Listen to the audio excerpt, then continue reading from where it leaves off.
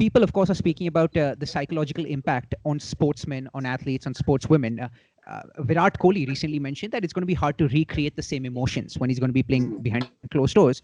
But I think we ought to spare a thought for the commentators as well, because I'm pretty sure the energy from the crowd has a contagious effect on the commentators as well, right?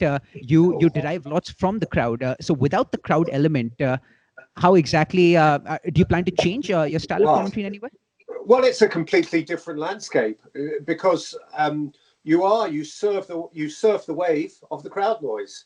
That is, it is like, this sounds a little pretentious, but it's like being a soloist with an orchestra or with a choir behind you, Right. Because your line of the music is the line that is accompanied by that ongoing ambience, the crowd noise. And so it's going to feel very exposed. It's going to be, I think, quite inhibiting. Not least, because this is one thing that commentators perhaps haven't thought about yet. It's not impossible that the players will hear you. And certainly that's not something, so if I'm saying, "Cool, that's a poor ball from Salah," and he's looking up, sorry. I mean, I don't suppose it'll happen quite like that. But, you're talking about the greatest players in the world. Right. And maybe they make a mistake because everybody makes mistakes in every game. That'll be quite odd. I don't think it'll be quite like that, but it certainly will feel exposed. And they're just...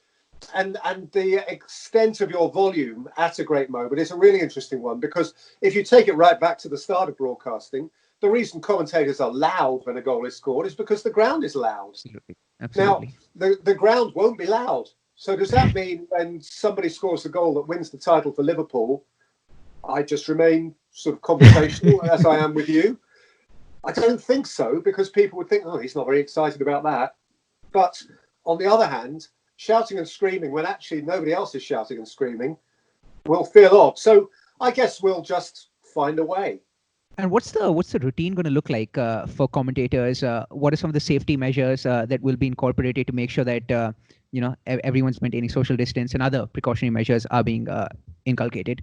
Well, I haven't heard anything formal yet, but I'm guessing that there won't be any of the pre-match